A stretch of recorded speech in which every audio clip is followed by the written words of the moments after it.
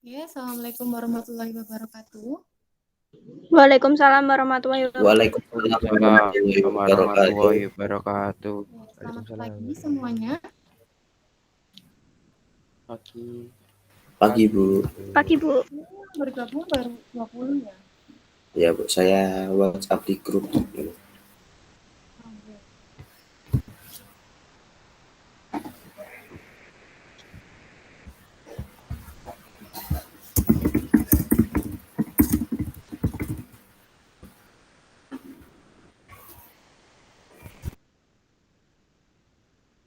Gimana kabarnya kalian hari ini? Alhamdulillah sih. Baik. Baik, Bu, sehat. Kita tunggu teman-teman sebentar ya.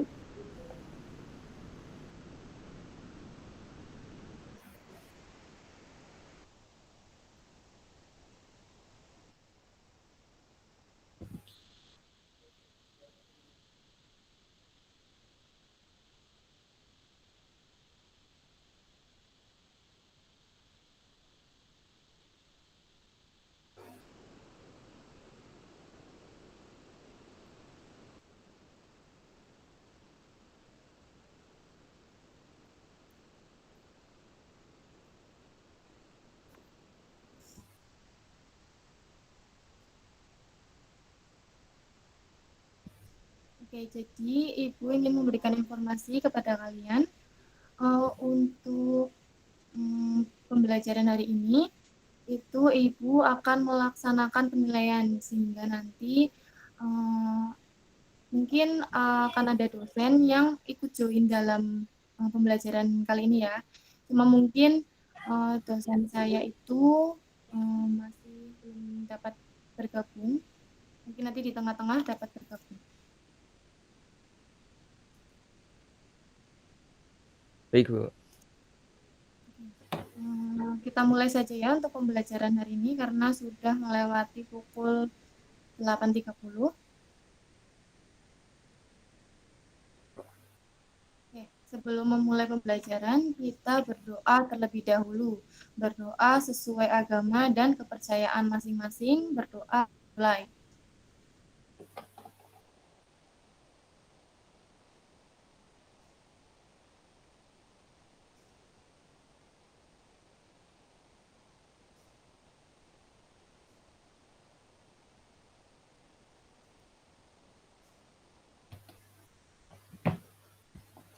Oke, berdoa selesai. Ini di kelas 10 MIPA 3 ya. Iya. Oke, Ibu akan presensi terlebih dahulu.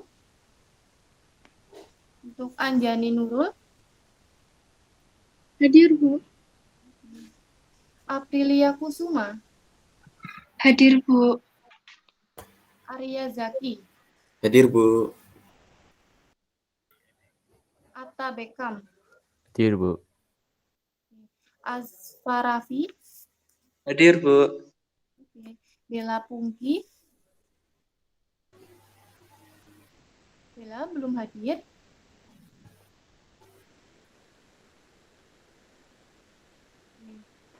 Chelsea Nadra. Hadir, Bu. Kristia Bella.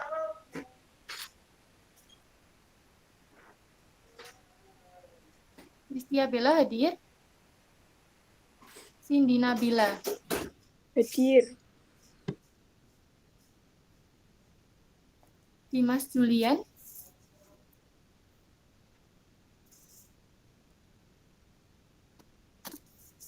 Dimas belum ada. Dinar Fadila. Hadir, Bu. Elvina Widyasari. Hadir, Bu. Ivel Naura. Ivel belum ada. Virus hadir. Hadir, Bu. Gabriel Sultan.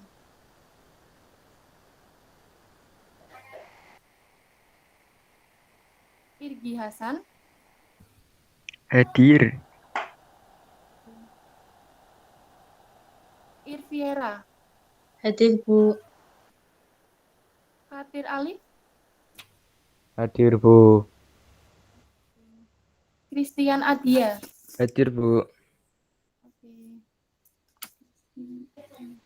Larissa. Hadir, Bu. Oke. Leonard. Hadir, Bu. Hadir ya. Lucy Hairunisa.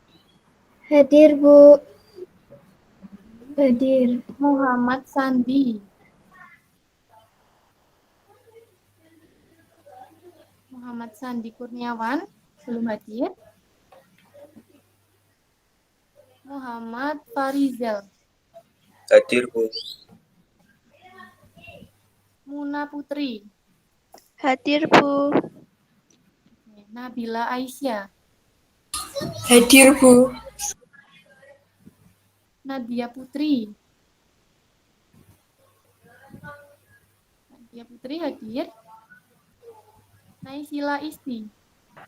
Hadir, Bu. Oke. Nicholas Bagus. Hadir, Bu. Pamela. Hadir, Bu. Konita. Hadir, Bu. Konita hadir. Rahma Yunita. Hadir, Bu. Oke. Rizkia Wahyuning Tias. Hadir, Bu. Nita Amrina. Hadir, Bu. Viola Araihan Putri. Hadir, Bu.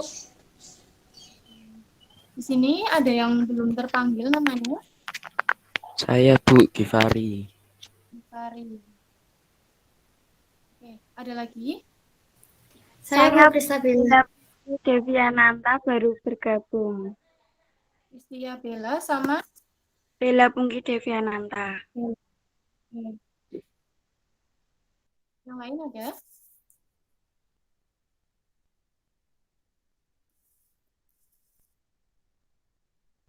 Oke. Muhammad Sandi, Nadia Putri masih belum hadir. Dimas Julian, Gabriel.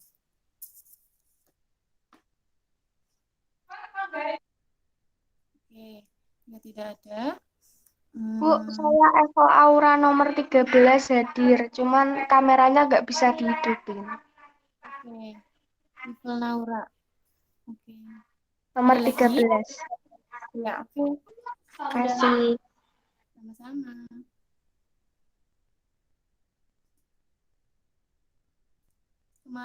Minggu kemarin kita sudah belajar mengenai kerajaan Hindu-Buddha di Indonesia. Masih ingat pada minggu kemarin kita membahas kerajaan apa saja? Kerajaan Kutai, Kerajaan Tarumanegara, Tarumanegara. Kerajaan Medang, Kerajaan Mataram Kuno, ya Kerajaan Sriwijaya. Sriwijaya. Kerajaan Kutai, Olung Kalingga. Kerajaan Tarumanegara, Kerajaan Sriwijaya, Kerajaan Mataram Kuno, dan Kerajaan Medang.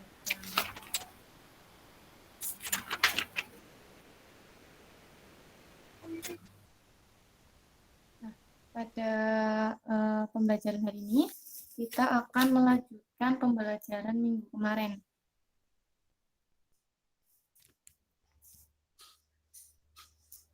Untuk kompetensi dasarnya yaitu menganalisis perkembangan kehidupan masyarakat, pemerintahan, dan budaya pada masa kerajaan-kerajaan Hindu-Buddha di Indonesia, serta menunjukkan contoh bukti-bukti yang masih berlaku pada kehidupan masyarakat Indonesia masa kini. Oke, lalu untuk tujuan pembelajaran, yaitu peserta didik mampu mengidentifikasi mengenai kerajaan-kerajaan Hindu-Buddha di Indonesia dan bukti-bukti yang masih ada pada kehidupan masyarakat Indonesia masa kini. Nah, pada pembahasan selanjutnya, kita membahas mengenai Kerajaan Kediri.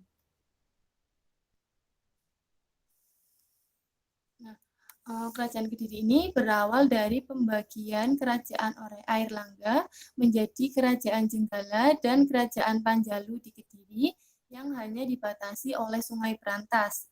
Lalu setelah Airlangga wafat pada tahun 1049 Masehi, terjadilah perang antara Jenggala dan Panjalu Kediri yang berakhir dengan kekalahan Jenggala. Jadi perebutan kekuasaan antara Jenggala dan Kediri ini berlangsung hingga tahun 1052 Masehi. Lalu pada tahun itu Raja Mapanji Alanjung itu berhasil menundukkan kerajaan Jenggala. Nah, Raja Mapanji ini tetapi tidak lama memerintah. Hal itu karena pada tahun 1059 Masehi muncul seorang raja lain, yaitu Raja Samaratsaha yang berkuasa di kerajaan Jenggala. Setelah diperintah oleh raja tersebut, kedua kerajaan ini tidak tercatat lagi dalam sumber sejarah, itu kerajaan Jenggala dan kerajaan Panjalu. Hingga pada tahun 1116 Masehi, kerajaan Kediri ini muncul kembali di dalam sumber sejarah. Kerajaan Kediri ini memiliki perkembangan yang lebih pesat dibandingkan dari kerajaan Jenggala. Hingga pada masa pemerintahan Kertajaya timbul pertentangan antara raja dengan Brahmana. Pertentangan tersebut disebabkan Brahmana menolak untuk menyembah raja sebagai dewa. Brahmana kemudian meminta bantuan kepada Ken Arok. Akibatnya muncul pertempuran di desa Genter pada tahun 1222 Masehi. Dan pada pertempuran tersebut Kediri dapat dikalahkan. Itu adalah sejarah dari kerajaan Kediri. Kita lanjut, yaitu pada zaman kerajaan Kediri, karya sastra itu berkembang pesat. Banyak karya sastra yang dihasilkan pada masa pemerintahan Jayabaya, yaitu ada kitab Westa Sancaya, yaitu dikarang oleh Empu Tanakung. Kitab ini berisi petunjuk tentang cara pembuatan syair yang baik. Lalu ada kitab Samaradana yang digubah oleh Empu Darmaja. Nah, kitab ini berisi pujian kepada raja sebagai titisan Dewa Kama. Lalu yang ketiga ada kitab Lubdaka yang dikarang oleh Empu Tanakung. Kitab ini berkisah Lubdaka sebagai seorang pemburu yang mestinya masuk ke neraka. Akhirnya diangkat ke surga karena pemujaannya yang istimewa. Lalu ada kitab Krisnayana yang dikarang oleh Empu Triguna. Yaitu kitab ini berisi riwayat Kresna sebagai anak nakal tetapi dikasihi orang-orang karena suka menolong dan sakti. Lalu ada kitab Samantaka yaitu dikarang oleh Empu Mogaguna. Kitab Samantaka ini mengisahkan bidadari Harini yang terkena kutuk Begawan Trunawindu. Lalu untuk di kehidupan ekonomi kerajaan Kediri, itu hasil utamanya adalah beras di bidang pertanian. Dan untuk di bidang pelayaran itu, armada laut Kediri ini memiliki armada laut yang cukup tangguh. Dan untuk perdagangan, di bidang perdagangan ini terdapat benda-benda yang diperdagangkan seperti emas, perak, gading, kayu cendana, dan hasil bumi lainnya. Nah, pada masa kerajaan Kediri ini juga muncul beberapa unsur khusus, seperti berkembangnya agama Hindu yang beraliran Waisnawa.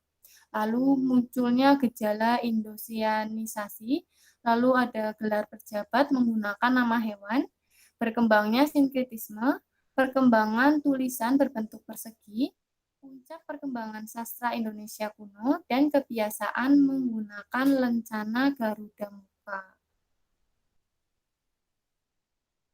Terdapat beberapa prasasti dari Kerajaan Kediri.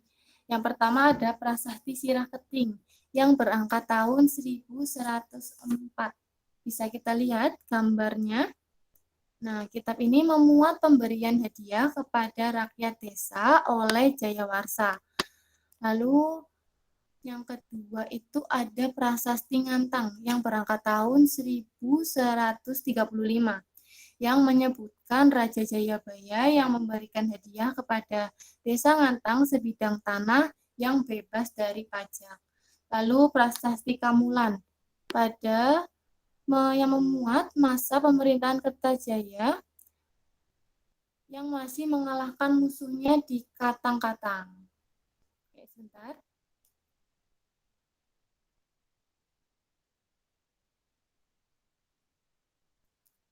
bisa kita lihat gambarnya dari prasasti Kamulan ini.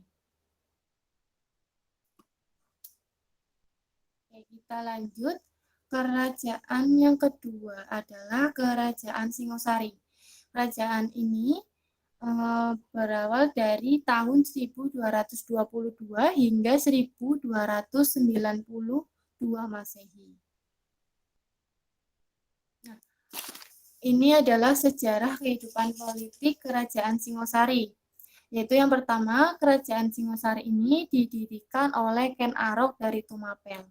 Nah, Tumapel ini merupakan daerah kekuasaan dari Kerajaan Kediri yang diperintah oleh Raja Kertajaya. Nah, daerah Tumapel ini dipimpin oleh seorang akuwu yang bernama Tunggul Ametung. Nah, lalu pada tahun 1222, datang para pendeta yang meminta perlindungan kepada Ken Arok atas tindakan Raja Kertajaya yang sewenang-wenang terhadap para Brahmana. Jadi masih ada hubungannya antara Kerajaan Kediri dengan Kerajaan Singosari ini. Di Kerajaan Kediri tadi Ibu sudah menjelaskan mengenai para Brahmana yang meminta bantuan ke Ken Arok atas tindakan Raja Kertajaya yang sewenang-wenang, yaitu ingin dipuja-puja seorang dewa. Nah, para Brahmana ini bertemu Ken Arok dan meminta pertolongan. Dan dengan senang hati, Ken Arok menerima dan langsung mempersiapkan para prajurit untuk menghasut rakyat Tumapel untuk melawan Kerajaan Kediri. Lalu setelah segala sesuatunya siap, prajurit Tumapel ini berangkat menuju Kediri. Dan akhirnya di desa Genter terjadi peperangan dahsyat dan semua prajurit Kediri beserta rajanya ini dapat dibinasakan. Lalu Ken Arok ini dinobatkan menjadi Raja Kediri dan seluruh wilayah bekas kerajaan Kediri ini disatukan dengan Tumapel. Dan kemudian wilayah tersebut menjadi Kerajaan Singosari. Nah, saat Ken Arok memerintah ini terdapat cerita menarik nih, yaitu adanya perang saudara. Jadi pada tahun 1227 ini Ken Arok dibunuh oleh perintah Anuspati, yaitu anak dari Ken Dedes dengan Tunggul Ametung. Hal ini disebabkan dari dendam Anuspati terhadap Ken Arok karena telah membunuh ayahnya, yaitu Tunggul Ametung.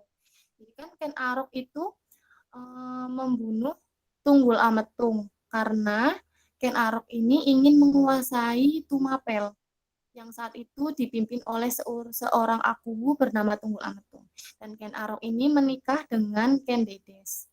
Nah, Ken Dedes sama Tunggul Ametung mempunyai anak bernama Anuspati. Karena tahu ayahnya dibunuh oleh Ken Arok, Anuspati ini menyimpan dendam dan ingin membalaskan dendamnya dengan membunuh Ken Arok.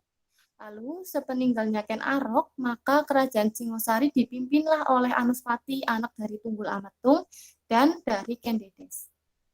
Nah, Anuspati ini memimpin pada tahun 1227 hingga 1248. Nah, Ken Arok ini kan mempunyai 4 orang putra, dan salah satunya ini bernama Tohjaya. Tohjaya ini mengetahui bahwa yang membunuh ayahnya atau Ken Arok itu adalah Anuspati, dan Tohjaya ini juga ingin membunuh Anuspati sebagai balas dendamnya. Dan setelah membunuh Anuspati, Tohjaya memimpin, dan beberapa bulan kemudian Tohjaya ini juga dibunuh oleh Ranggabuni. Nah, Ranggabuni ini adalah anak dari Anuspati. Jadi di kerajaan ini saling membunuh membalas dendam. Hingga akhirnya dilanjutkan oleh Mahesa Wongateleng yang membuat negara aman dan Kerajaan Singosari mencapai puncak kejayaannya pada masa pemerintahan Kertanegara. Kertanegara ini berhasil memperluas kekuasaannya ke beberapa daerah, diantaranya Bali, Kalimantan Barat Daya, Maluku, Sunda, dan Pahang. Nah, lalu pada tahun 1275, tentara kerajaan melakukan ekspedisi Pamalayu untuk menggoyahkan kerajaan Sriwijaya. Dan Kubilai mengirim armada Mongol ke Pulau Jawa untuk menaklukkan Kertanegara. Sebagai persiapan Kertanegara, lalu mengirimkan bala tentaranya keluar Jawa, dan perang ini tetapi tidak terjadi karena Kertanegara ini telah meninggal akibat serangan dari Jaya Katuang, yaitu keturunan dari Kediri. Lalu untuk kehidupan kebudayaan kerajaan Kediri ini, yaitu adanya peninggalan kebudayaan berupa prasasti, candi, dan patung. Candi peninggalan kerajaan Singosari antara lain Candi Jago, Candi Kidal, dan Candi Singosari. Lalu untuk kehidupan sosialnya, yaitu rakyat Singosari mengalami pasang surut kehidupan antara zaman Ken Arok sampai masa pemerintahan Wisnuwardana. Nah, pada pemerintahan Ken Arok ini, kehidupan sosial masyarakatnya sangat terjamin.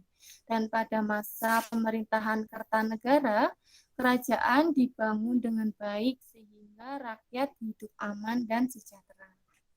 Lalu untuk kehidupan ekonomi dari kerajaan Singosari, yaitu sedikit sumber sejarah yang dapat memberikan gambaran terhadap kehidupan perekonomian rakyat Singosari. Namun, diduga pusat kerajaan Singosari ini berada di sekitar lembah Sungai Brantas. Lalu rakyat Singosari ini menggantungkan kehidupannya pada sektor pertanian. Hal itu tercermin dari hasil bumi yang melimpah. Nah, Sungai Brantas juga digunakan sebagai sarana lalu lintas perdagangan dari wilayah pedalaman dengan dunia luar. Sekitar perdagangan juga menjadi andalan perekonomian kerajaan Singosari ini. Oke. Sampai sini paham? Paham. Oke. Kita lanjutkan, yaitu kerajaan Majapahit.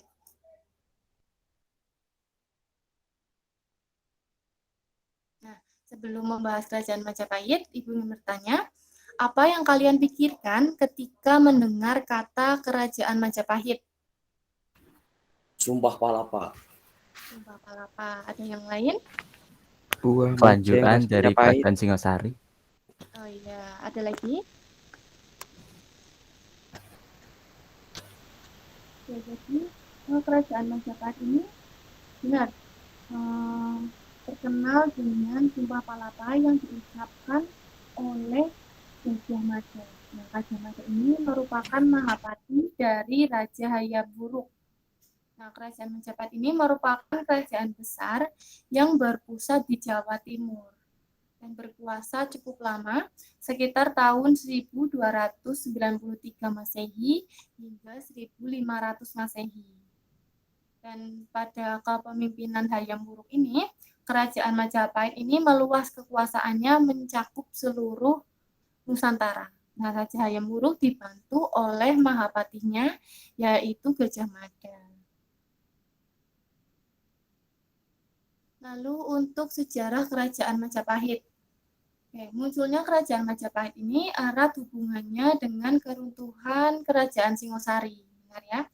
Raden Wijaya ini merupakan pangeran dari kerajaan Singosari, yaitu menantu dari Kertanegara yang berhasil meloloskan diri dari penyerangan Jaya Katuang, penyerang Singosari, dan mendapat pertolongan dari Arya Wiraraja atau Bupati Sumenep agar mendapat pengampunan dari Jaya Katuang dan diberi tanah berupa hutan tarik di dekat Mojokerto.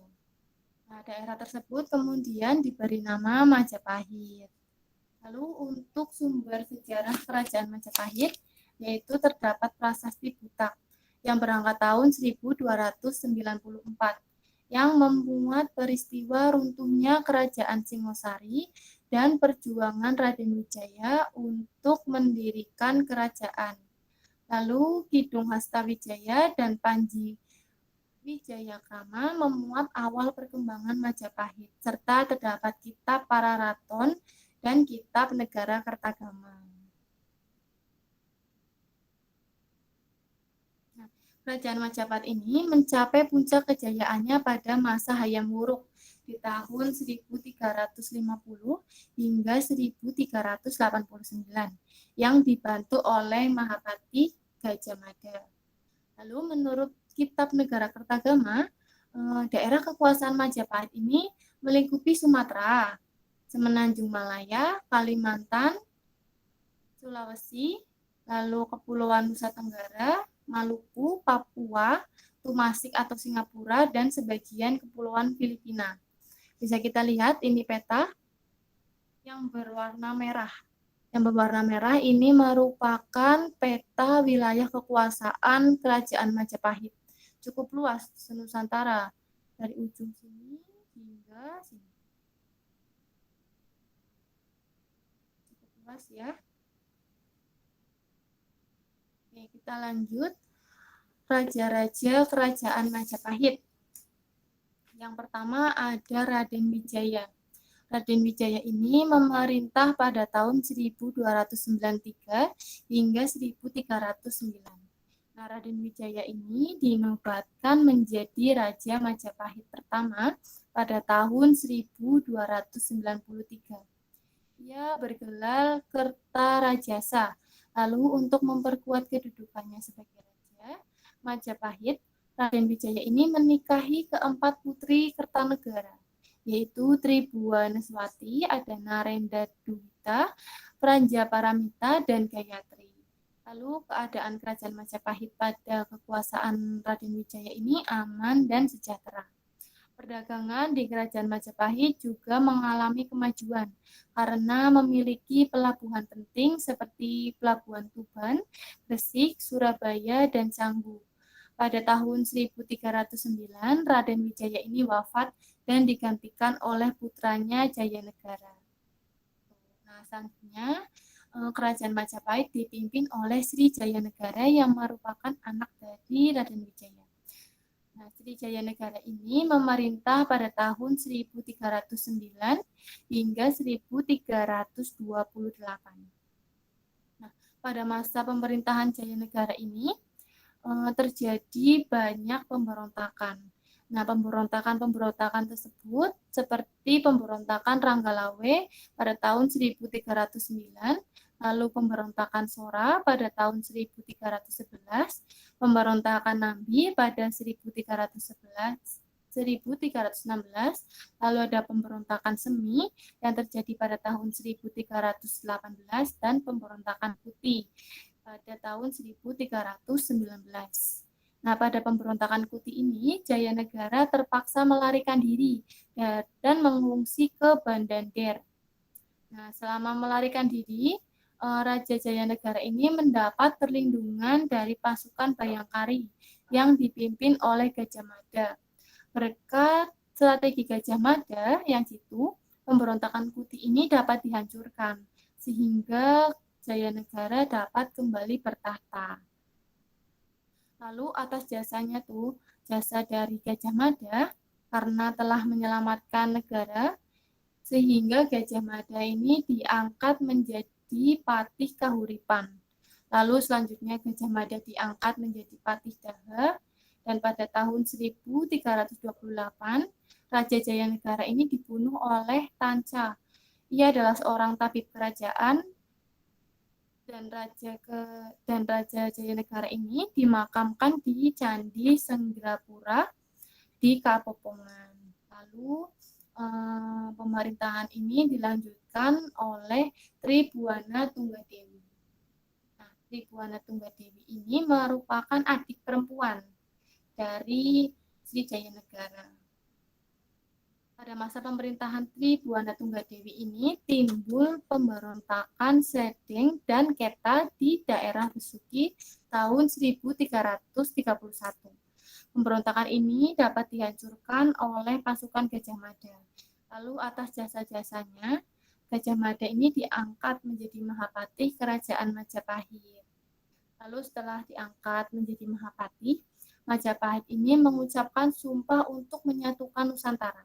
Sumpah tersebut dikenal dengan Sumpah Palapa. Nah, pada sumpah itu Majapahit Gajah Mada ini tidak akan makan palapa atau hidup enak sebelum berhasil menyatukan Nusantara. Lalu pada tahun 1334, Bali ini berhasil ditaklukkan oleh Gajah Mada dibantu oleh Laksamana Nala dan Aditya Warman. Gajah Mada akhirnya berhasil menaklukkan Bali, Sumatera, Semenanjung Malaka, Kalimantan, Sulawesi, Nusa Tenggara, Maluku, dan Papua Barat di bawah Panji-Panji Majapahit. Dan pemerintahan Hayam Wuruk pada tahun 1350 hingga 1389. Nah, Hayam Wuruk ini setelah naik tahta bergelar Sri Raja Sanagara. Ia naik tahta pada usia 16 tahun. Selama pemerintahannya, Majapahit ini mengalami zaman keemasan. Hayam Wuruk didampingi Gajah Mada yang merupakan Majapahit kerajaan. Wilayah kekuasaan Majapahit pada masa Hayam Wuruk ini meliputi hampir seluas negara Indonesia, bahkan hingga mencapai Thailand, Champa, Indo-Tiongkok, dan Filipina. Jadi masa kejayaannya itu pada pemerintahan Hayam Wuruk. Nah, untuk di bidang ekonomi, Majapahit ini berkembang menjadi negara agraris dan negara maritim. Sebagai negara agraris, Majapahit ini terletak di daerah pedalaman di dekat dengan aliran sungai yang sangat cocok untuk pertanian, dan hasil utamanya adalah beras. Lalu untuk meningkatkan pertanian, dilakukan pembuatan saluran pengairan, bendungan, dan pemanfaatan lahan pertanian secara bergiliran. Lalu di bidang maritim, Majapahit ini memiliki armada angkatan laut yang kuat, sehingga mampu mengawasi seluruh perairan di Nusantara. Beberapa kota pelabuhan di pusat perdagangan pada zaman Majapahit antara lain ada Canggu, Surabaya, Gresik, Sedayu, dan Tuban. Nah, ini merupakan hasil peninggalan kerajaan Majapahit, yaitu di bidang sastra terdapat kitab Negara Kertagama, yaitu kitab Sutasoma. Lalu di bidang seni, ini terdapat banyak bangunan candi. Bisa kita lihat gambar-gambarnya. Itu ada Candi Panataran, ada Candi Suwetar, Candi Tigawali, dan Candi Suwana, Candi Tikus, dan candi sebagainya ya. Ini ada contoh Candi Tikus, Candi Surawana, dan Candi Panataran. Lalu penyebab runtuhnya kerajaan Majapahit, yaitu berakhirnya pemerintahan Hayam Wuruk. Lalu untuk penyebab keruntuhan yang kedua, yaitu terjadinya perang saudara atau perang antara Istana Barat dan Istana Timur pada tahun 1401 hingga 1406. Lalu meluasnya pengaruh Islam pada saat itu. Dan terdapat serangan pasukan Demak di bawah pimpinan Adipati Yunus. Itu adalah penyebab keruntuhan dari kerajaan Majapahit. Selanjutnya yaitu kerajaan Buleleng dan kerajaan dinasti Warmadewa di Bali. Nah, kerajaan Buleleng merupakan kerajaan tertua di Bali. Kerajaan Buleleng adalah suatu kerajaan di Bali Utara yang didirikan sekitar pertengahan abad ke-17. Nah, menurut berita Tiongkok, di sebelah timur kerajaan Kalingga ada di daerah Poli dan Dua Patan yang dapat disamakan dengan Bali. Adat istiadatnya dengan kebiasaan orang-orang Kali itu sama, yaitu misalnya penduduk yang biasa menulis daun lontar, bila ada orang yang meninggal, mayatnya dihiasi dengan emas, dan ke dalam mulutnya dimasukkan sepotong emas serta diberi bau-bauan yang harum. Kemudian mayat itu dibakar. Hal itu menandakan Bali telah berkembang. Lalu selanjutnya itu dinasti Warmadewa, didirikan oleh Sri Kesari Armadewa. Lalu menurut prasasti Belanjong di Sanur, Sri Kesari Armadewa adalah penganut Buddha Mahayana yang ditugaskan dari Jawa untuk memerintah Bali. Nah, dinasti inilah yang memiliki hubungan dekat dengan kekuasaan kerajaan Mejang. Di periode Jawa Timur, pada abad 10 hingga abad ke-11. Lalu pada tahun 989 hingga 1011, kerajaan Buleleng ini diperintah oleh Udayana, yaitu Warmadewa. Udayana ini memiliki putra, yaitu Airlangga, Marakatapangkaja, dan anak bungsu. Kelak Airlangga akan menjadi raja terbesar di Kerajaan Medang. Lalu kedudukan Udayana ini digantikan oleh Marakatapangkaja dan kemudian digantikan oleh anak bungsu. Nah, anak bungsu merupakan raja terbesar di dinasti Warmadewa karena dapat menjadi kestabilan kerajaan dengan menanggulangi berbagai gangguan baik dalam maupun luar kerajaan. Lalu kerajaan Buleleng ini berkembang menjadi pusat perdagangan laut.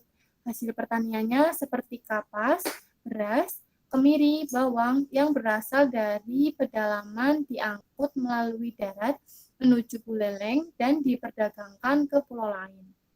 Lalu untuk sistem perdagangannya ada yang menggunakan sistem barter dan ada yang sudah menggunakan alat tukar uang. Lalu selanjutnya yaitu Kerajaan Tulang Bawang. Nah, nama Kerajaan Tulang Bawang ini sempat dikenal di tanah air, tetapi tidak terperinci dengan jelas mengenai peninggalan, riwayat sejarah, maupun catatan peziarah asal daratan Tiongkok yang mengungkap akan keberadaan kerajaan ini.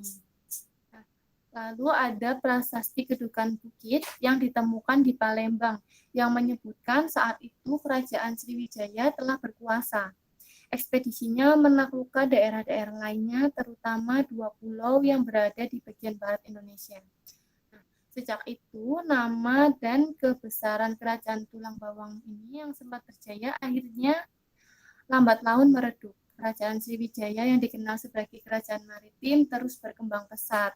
Sementara nama Kerajaan Tulang Bawang tidak terdengar lagi. Sehingga banyak catatan-catatan peziarah itu lebih berfokus pada Kerajaan Sriwijaya, tidak ke Kerajaan Tulang Bawang, sehingga tidak ada peninggalan-peninggalan lagi. Itu selanjutnya ada Kerajaan Kota Kapur. Nah, Kota Kapur merupakan situs benteng tanah tempat ditemukannya prasasti Kota Kapur. Nah, prasasti Kota Kapur ini berangka tahun 608 Saka atau 686 Masehi, yang merupakan prasasti pesumpahan berbentuk lingga dengan bahasa Melayu kuno dan ditulis dalam aksara Palawa yang menjadi penanda bahwa wilayah tersebut merupakan bagian dari Kerajaan Sriwijaya. Nah, hasil temuan dan penelitian tim arkeologi yang dilakukan di Kota Kapur memperoleh suatu petunjuk mengenai adanya sebuah pusat kekuasaan di daerah Kota Kapur. Pusat kekuasaan tersebut meninggalkan banyak temuan arkeologi berupa sisa-sisa dari bangunan Candi Hindu. Temuan lain dari situs Kota Kapur adalah peninggalan benteng pertahanan yang kokoh. Terbentuk 2 buah tanggul sejajar terbuat dari timbunan tanah. Prasasti Kota Kapur adalah prasasti Sriwijaya pertama kali ditemukan, jauh sebelum adanya prasasti Kedukan Bukit. Nah, faktor runtuhnya kerajaan Kota Kapur adalah karena terjadinya perbedaan keyakinan dalam istana, sehingga membuat kerajaan itu terpecah menjadi 2.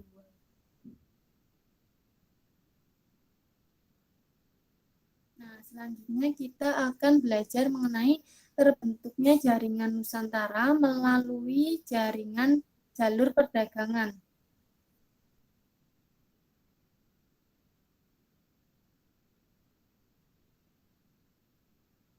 Nah, bagaimana terbentuknya jaringan Nusantara?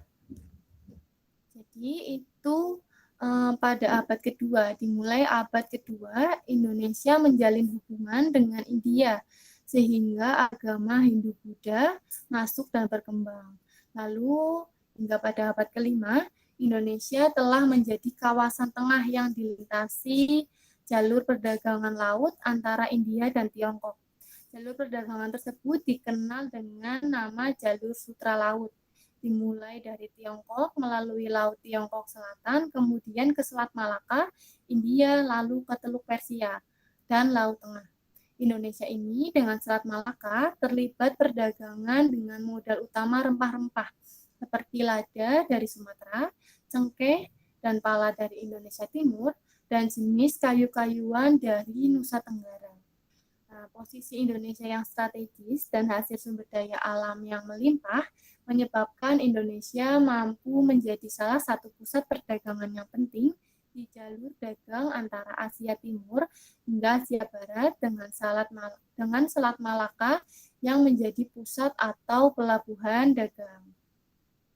Lalu hingga abad ke-7, yaitu terdapat 2 kerajaan yang mampu menguasai perairan dan perniagaan di Nusantara, yaitu Kerajaan Sriwijaya di Sumatera dan Kerajaan Majapahit di Jawa. Setelah Selat Malaka menjadi kunci penting dalam pelayaran dan perdagangan di Nusantara, bahkan dalam jaringan dagang internasional. Nah, bagaimana kehidupan masyarakat Selat Malaka dan sekitarnya dengan adanya jaringan perdagangan ini? Ada yang bisa menjawab?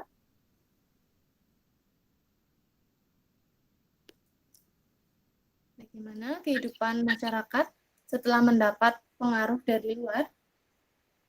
Hidupnya menjadi berdagang. Hidupnya jadi berdagang. Ya, ada lagi.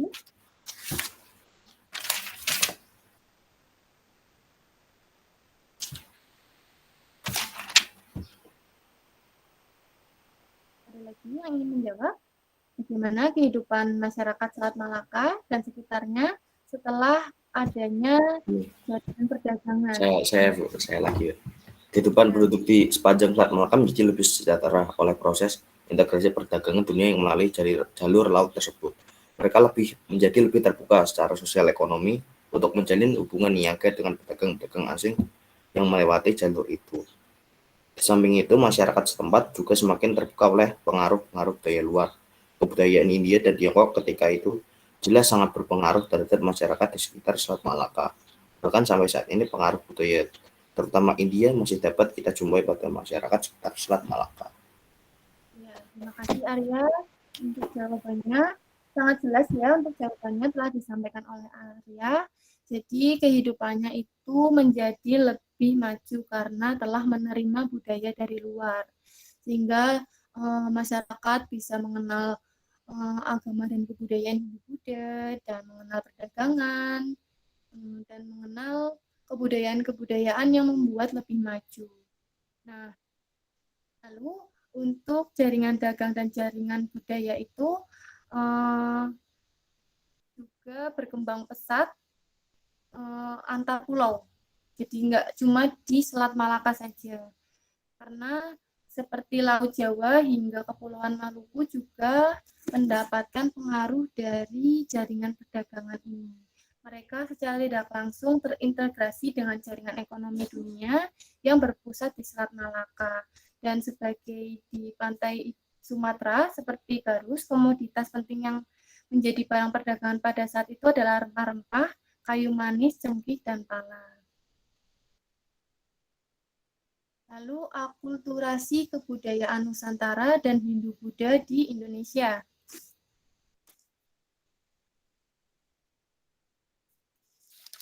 Yaitu ada pada bidang tulisan dan bahasa. Masuknya agama dan budaya India ke Indonesia membawa pengaruh positif terhadap budaya tulis bangsa Indonesia. Setelah mengenal budaya tulis, bangsa Indonesia ini mulai memasuki zaman sejarah. Sebelum kedatangan bangsa India, bangsa Indonesia belum mengenal budaya tulis. Budaya tulis sangat penting bagi manusia untuk mengembangkan dan merekam pengetahuannya.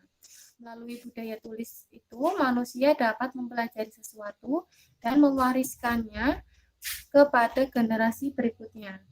Nah, jenis tulisan yang dibawa oleh orang-orang India ke Indonesia adalah huruf Pallawa, dan bahasa yang dibawa oleh orang-orang India ke Indonesia adalah bahasa Sanskerta. Dan bahasa ini ditulis dalam prasasti-prasasti zaman Hindu-Buddha. Bahasa Sanskerta juga dipergunakan dalam pemakaian nama-nama tempat, nama diri, nama gelar para pejabat tinggi dari kerajaan yang bercorak Hindu-Buddha di Indonesia. Lalu di bidang karya sastra, untuk akulturasinya yaitu adanya kitab-kitab seperti kitab Arjuna Wiwaha yang menceritakan Sang Arjuna ketika ia bertapa di Gunung Mahameru.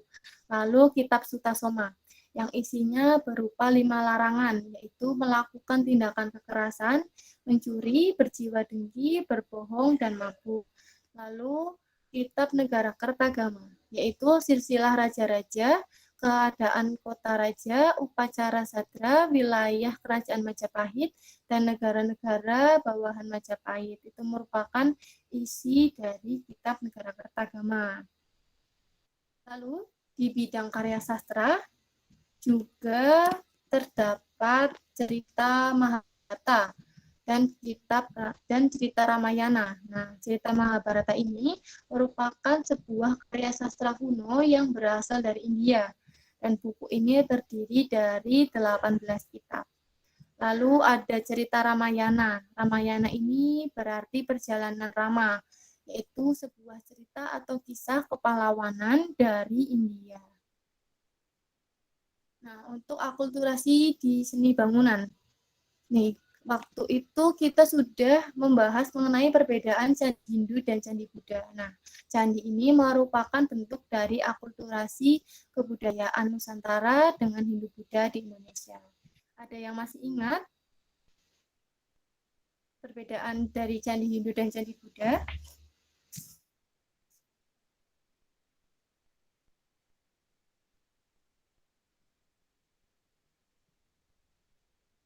Ya, ada yang masih ingat apa perbedaan candi Hindu dan candi Buddha?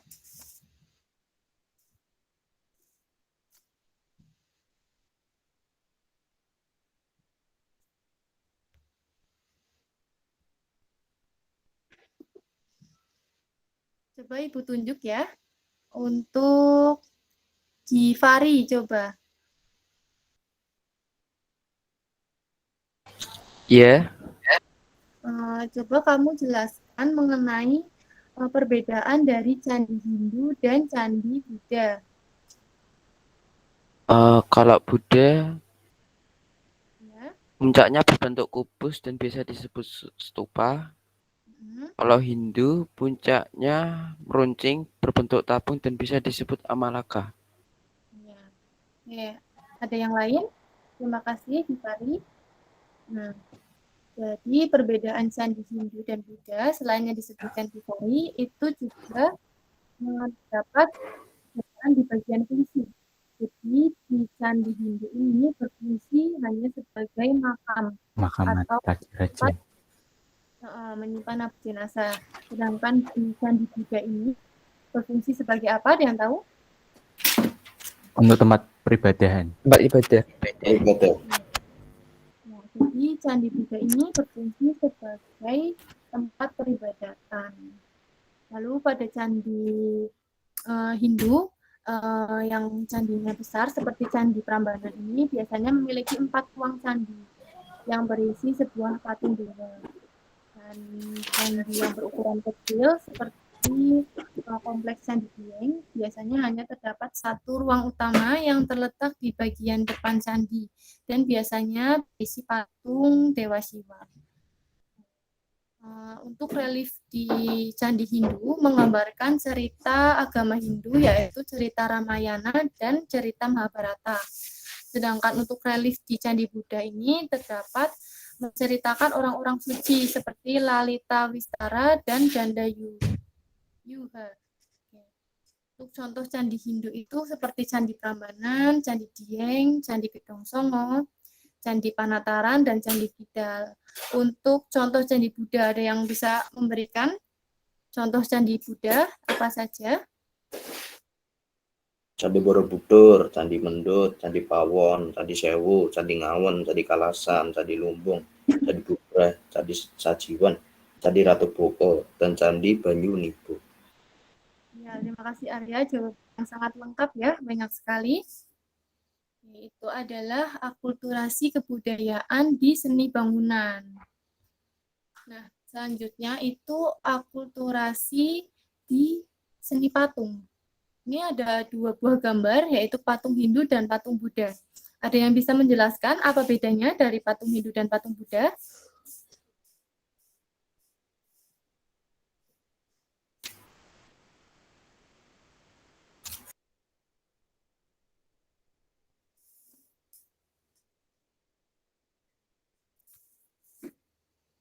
Coba ada yang bisa menjelaskan? Saya. Ya, gimana Atta?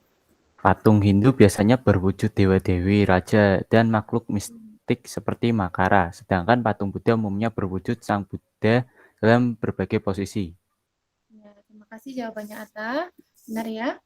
Nah, selain itu, perbedaan dari patung Hindu dan patung Buddha yang sangat terlihat itu dari pemakaian busananya. Bisa kita lihat dari patung Hindu terlihat lebih mewah dengan atribut-atribut yang dipakainya. Sedangkan untuk patung Buddha itu lebih sederhana, tanpa dihias dengan atribut-atribut seperti patung beragama Hindu. Bisa kita lihat ya perbedaannya. Sampai sini paham? Paham ya? Ya. Nah, selanjutnya Ibu akan tampilkan perbedaan candi di Jawa Tengah dan candi Jawa Timur. Nah, untuk candi di Jawa Tengah itu berbentuk tambun. Seperti candi apa? Yang berbentuk tambun. Masih ingat?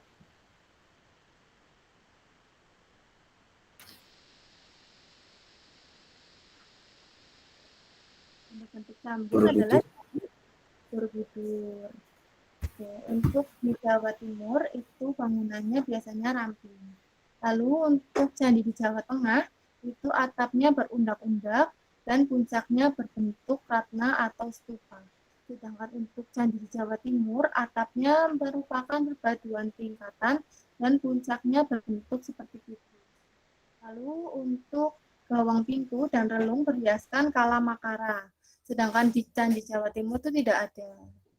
Nah, bisa kita lihat ini adalah perbedaan dari candi di Jawa Tengah dan candi Jawa Timur. Di bidang reliefnya juga berbeda. Lalu untuk candi di Jawa Tengah itu kebanyakan menghadap timur, sedangkan candi Jawa Timur menghadap barat. Lalu sistem kepercayaan dan filsafat.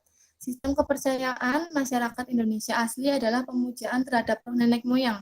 Disebut apa? Ada yang masih ingat? Pemujaan terhadap animisme. Terima kasih.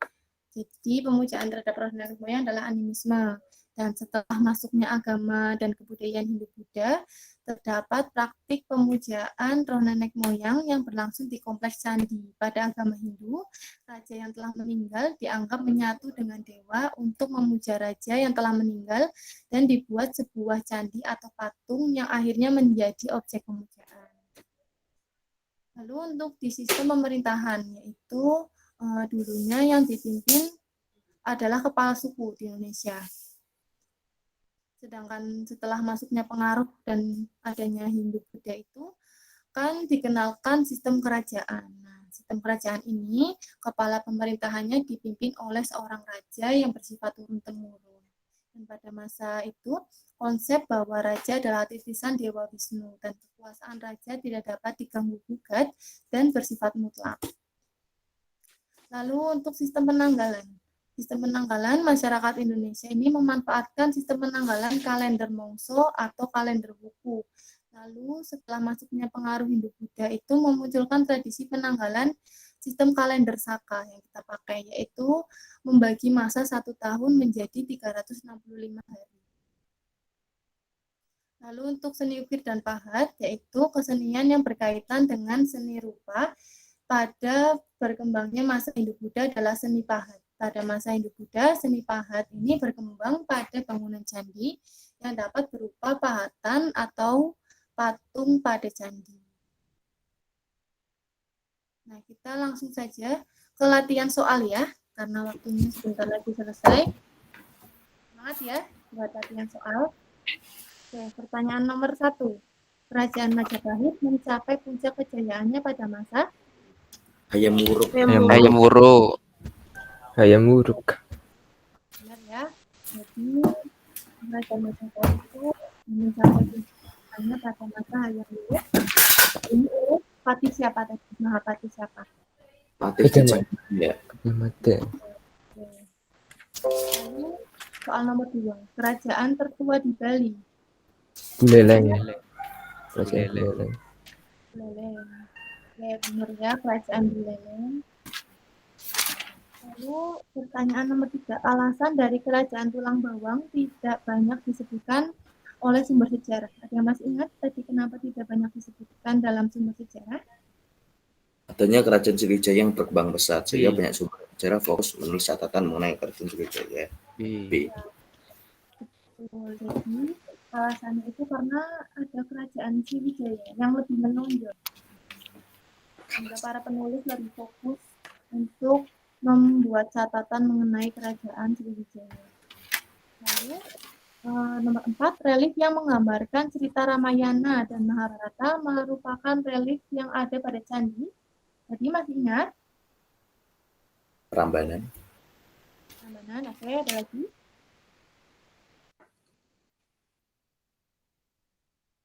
Oke, jawabannya adalah Candi Prambanan.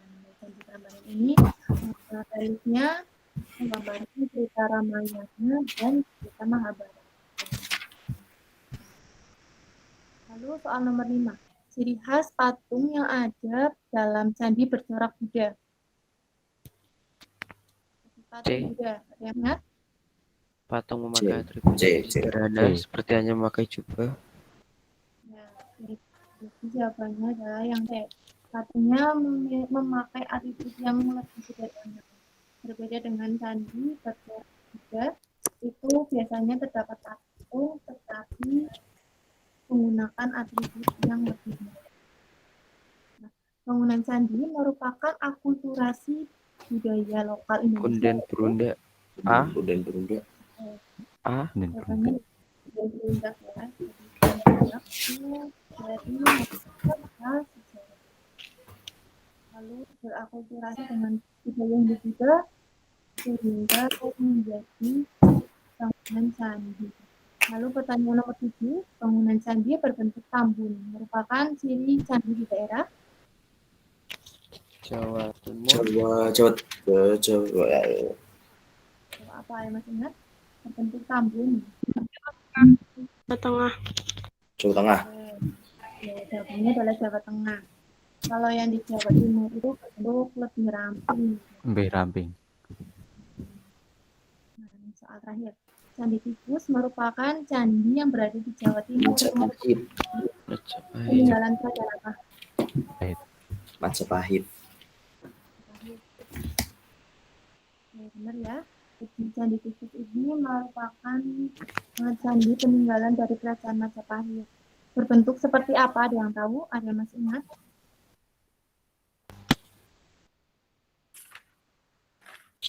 Jika kita lihat ya, Candi Tikus ini berbeda dengan candi-candi lain yang biasanya dibangun tinggi, megah, menjulang ke atas. Tapi Candi Tikus ini, ia memiliki ciri yaitu seperti berbentuk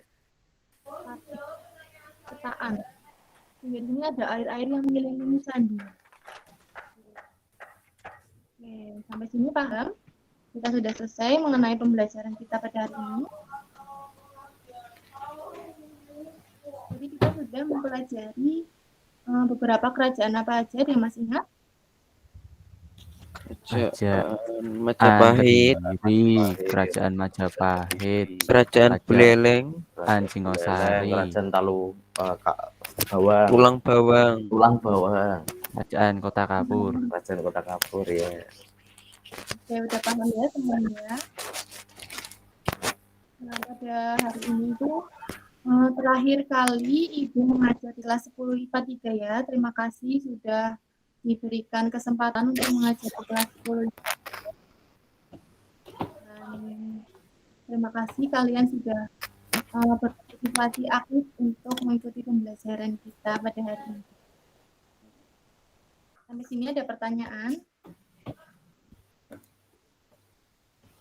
Belum ada, Bu. Jika tidak ada. Jadi untuk presensi IPA 3 itu Dimas Julian, Gabriel Sultan, Muhammad Sandi, sama Nadia Putri masih belum hadir. Dimas hadir, Bu. Oh, Dimas hadir, oke.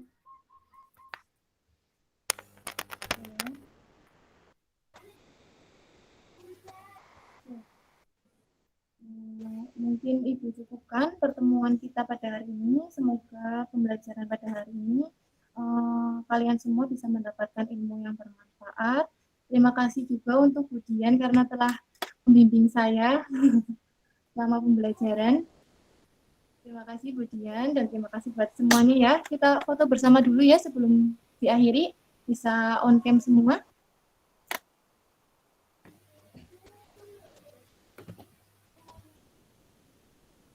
Oke, 1, 2, 3. Oke, terima kasih semuanya. Semoga sehat-sehat selalu, tetap semangat belajar. Saya tutup. Wassalamualaikum warahmatullahi wabarakatuh. Waalaikumsalam warahmatullahi wabarakatuh. Warahmatullahi wabarakatuh. Terima kasih, Bu. Terima kasih, Bu. Terima kasih, Bu. Selamat Hati-hati. Semangat, Bu. Selamat pagi. Selamat pagi, Bu. Pagi-pagi.